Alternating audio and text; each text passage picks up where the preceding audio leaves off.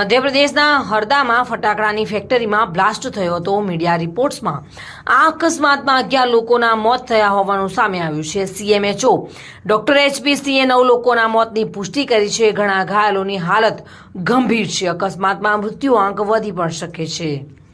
બચાવ કાર્યમાં સેનાની મદદ લેવામાં આવી છે। હેલિકોપ્ટર દ્વારા લોકોને બચાવવામાં આવી રહ્યા છે। જિલ્લા હોસ્પિટલ મેનેજમેન્ટના જણાવ્યા અનુસાર 200 થી વધુ ઘાયલોને હોસ્પિટલમાં લાવવામાં આવ્યા છે, જેમાં બાળકોની સાથે 132 પુરુષો અને 98 મહિલાઓનો સમાવેશ થાય છે। ઘાયલોને ભોપાલ, ઇન્દોર, નર્મદાપુરમ પણ રિફર કરવામાં આવી રહ્યા છે। આ ફટાકડાની ફેક્ટરી હરદા શહેરમાં જ મગરધા રોડ પર આવેલા બૈરાગઢ ગામમાં છે। આ બ્લાસ્ટ મંગળવારે સવારે 11 વાગ્યાની આસપાસ થયો હતો। બ્લાસ્ટની અસરને કારણે વાહન સહિત અનેક રાહદારીઓ દૂર પટકાયા હતા। વિસ્ફોટ એટલો જોરદાર હતો કે તેનો અવાજ આખા શહેરમાં સંભળાયો હતો। આગની જ્વાળાઓ અને ધુમાડાના વાદળો દૂરથી દેખાઈ રહ્યા હતા। લગભગ 1 કલાક સુધી વિસ્ફોટ ચાલુ રહ્યા હતા। હરદામાં વિસ્ફોટના કારણે કોંગ્રેસ ધારાસભ્ય દળનું ડિનર રદ કરવામાં આવ્યું હતું। મંગળવારે ભોપાલમાં પ્રદેશ કોંગ્રેસ કાર્યાલય પીસીસી ખાતે કોંગ્રેસ વિધાનમંડળ પક્ષની બેઠક બાદ હોટલ તાજમાં ધારાસભ્યો માટે ડિનરનું આયોજન કરવામાં આવ્યું હતું।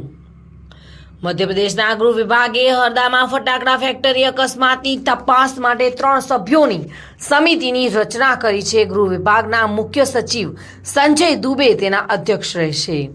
અકસ્માત બાદ હરદા બજાર બંધ કરી દેવામાં આવ્યું છે। અકસ્માત અંગે શોક વ્યક્ત કરતા ઉદ્યોગપતિઓએ પોતાની સંસ્થાઓ બંધ કરી છે। 50 થી વધુ એમ્બ્યુલન્સ હજુ પણ ઘટના સ્થળે હાજર છે। ઘણા મૃતદેહો હાડપિંજરમાં ફેરવાઈ ગયા છે।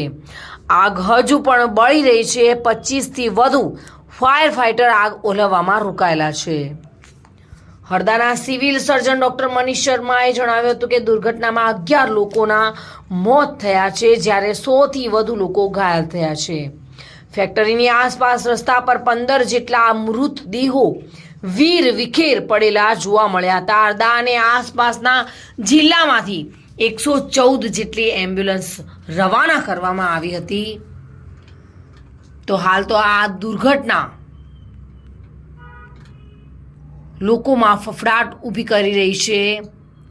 બ્લાસ્ટ બાદ મોટી સંખ્યામાં લોકોના મૃત્યુનો આંક વધી શકે છે।